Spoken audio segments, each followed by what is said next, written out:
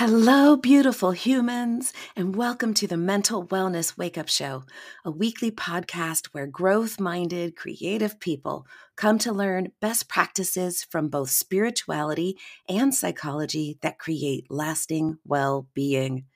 I am your host, mental wellness expert, improvised acting teacher, therapist, and coach, Dawn McMillan. Let's get to it. Oh, my beautiful friends, I want to talk about acceptance today, and I am getting the opportunity to practice it as I've been overcoming obstacles to record this podcast. Yeehaw! All right, thank you for being here, and I mean you specifically. Yes, you. Yeah, you. You have things to do. You have a life, and you're choosing to share some of that with me. That is an honor and a privilege that I do not take lightly. So I appreciate you, and I hope that you appreciate you.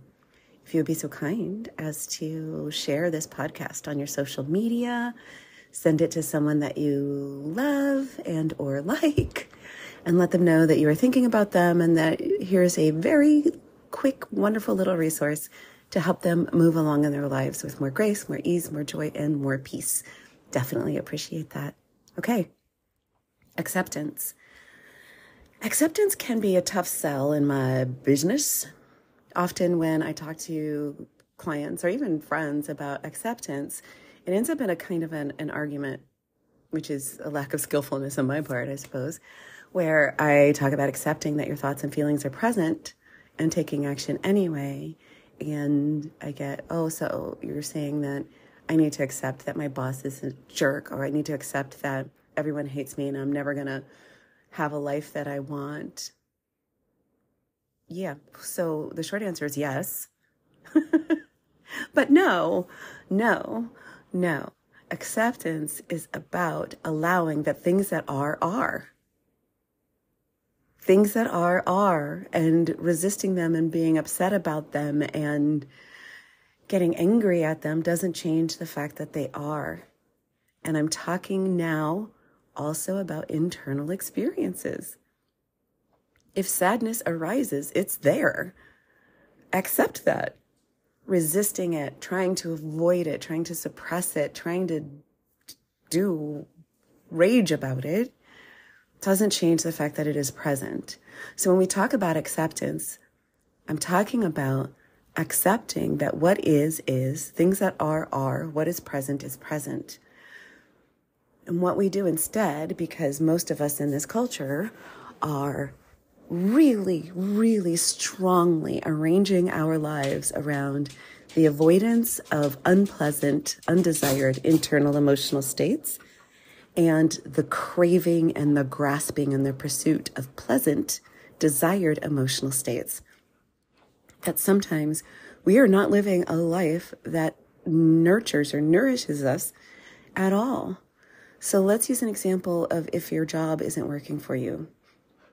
If your job isn't working for you, if you are avoiding acknowledging those accepting those uncomfortable feelings, right? You might just sort of zone out all day at work and then come home and zone out with video games and, drink a bottle of wine, rinse and repeat. Why? Because you don't want to feel those uncomfortable feelings, so you arrange your life around numbing them out. Meanwhile, you are continuing to be in a place that doesn't work for you. You are continuing to alienate yourself from yourself, and you're not making any progress on anything else. You are so busy trying to numb out and avoid and run away from uncomfortable internal sensations that you're not creating things that matter to you. Yeah? So to stick with this job example, a lot of times we avoid our current unpleasant feelings to avoid our fear about what it would mean to change it. So to use the job example, if I am unhappy in my job and I don't allow myself to feel those feelings because I just don't like them. I don't like them, so I refuse to feel them. Some of that may be motivated by, well, if I'm really honest with myself about how unhappy I am at my job, then I might have to look for another job, and that's scary. And I don't like feeling scary feelings, and I don't like change. So rather than accepting those feelings and taking action in spite of them or in the presence of them, I just continue to numb out where I am and make no progress. So this drive to avoid internal states has a cost. And even if your internal states are unpleasant, it doesn't mean that they're not valuable. Emotions are messengers. They come to tell you something.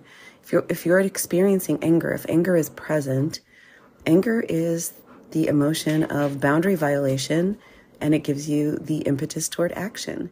If you're angry, your mind has judged that something has happened that should not, or something should happen that hasn't, right? So there's a judgment there that your mind is making that something that occurred is not okay, and it sends that message to you via anger.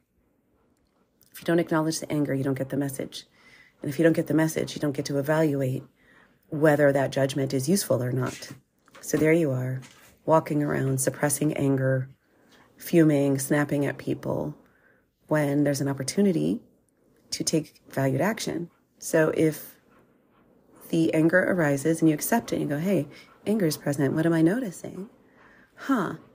When Lucy walked in and said, hey, I need you to stay late today, I judged that as being rude. And then you can evaluate that judgment.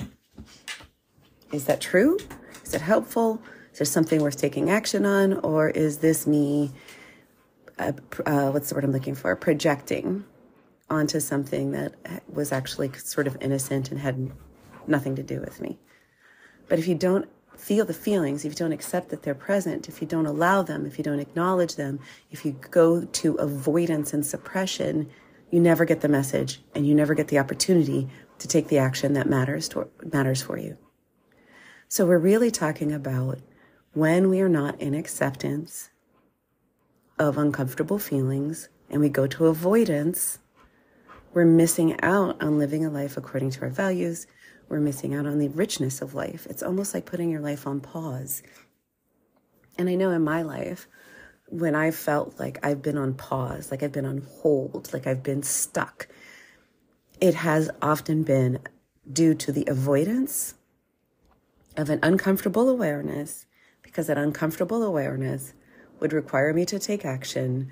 That action is scary because it takes you into the unknown. And rather than accept my fear, accept my uncomfortable feelings, and begin to take action in the direction my soul, my heart, my values tell me is worthwhile, allow the fear to stop me.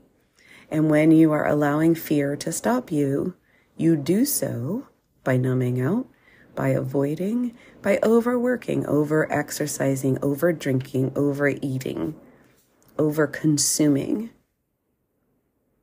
numbing out. So, how do you accept? With compassion, first of all, and you make the choice. You make the choice. Tara Brach teaches something called the RAIN method. Recognize, allow, investigate, and nourish. You accept by noticing, my chest feels really tight. What emotion is coming to me? Oh, that feels like grief. What am I grieving? Sadness and grief are the emotions of loss. What do I feel like I've lost? Okay. Well, can I just be? Allow that experience to just be there. I'm not judging it. I'm not leaning into it. I'm not avoiding it. I'm not trying to stop it or change it. You simply allow it to be present. And then, when you get the information from the emotion and you just allow it to exist, you make space in your life and you take action based on your values that are informed by the information that you just got.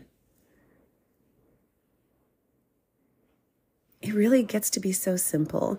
And one of the things that I love about acceptance and commitment therapy really is that the main question is it workable? Is it workable to numb yourself out and go through your whole life in a haze? Is that workable? Is it creating a life that you enjoy being in? To which you might start argue with me, well, I don't like my other choices. Yeah, accept that you don't like them and choose other actions. Acceptance is about allowing things that are to be there. Once it shows up, it's already is. And if it sounds like I'm talking in circles and Zen koans, it's because for some reason, our brains do not want to know this truth. Things that are. If you're sitting down right now, you're sitting down right now. You can't also be standing and lying down. So trying to get angry about sitting or judging yourself, saying, why aren't I standing, isn't helpful. If you're sitting down right now, that's what is. Accept, I am currently sitting. And if that is no longer working for you, then stand up or lie down. But first, accept what is. If you don't accept what is, you're going to end up solving the wrong problem. You're going to end up solving the wrong problem. To go back to the job analogy, which I think is in this recording. To go back to the job analogy, if you are unhappy in your job and you don't acknowledge and accept the feelings that are present in regards to your job, you might decide that what you really need to do is get a romantic partner. That's going to solve your problem, right? So rather than accepting and addressing your feelings in relationship to your work, you start outsourcing your happiness to someone else.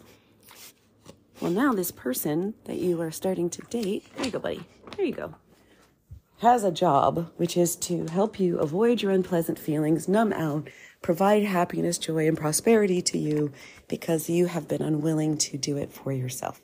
Does that make sense? So simply, at its most basic, allow the things that are to be, notice them, be compassionate with yourself and your feelings, and then dip into what really matters and start to take action towards what matters, whether or not you feel like it, whether or not uncomfortable feelings are present. They are just feelings. They do not have to command your life. You don't have to like them. You don't have to hate them. In fact, you can have no opinion whatsoever about them. Anger is present. Okay. All right. Well, what do I choose to do? And with that, let me invite you to consider not avoiding your feelings, not exploiting your feelings, simply accepting that they are present and they have a message for you, and you can make choices that matter, whether the feelings that are currently present are desired feelings or undesired feelings. And you know why I know this? I know this because you, first of all, have a 100% survival rate of overcoming unpleasant emotional sensations so far, so good on you. You are whole. You are perfect. You are complete. There is nothing else you need to be, do, or have to create a life that's really, really peaceful. And that is what I wish for you. Thanks for listening. Until next time.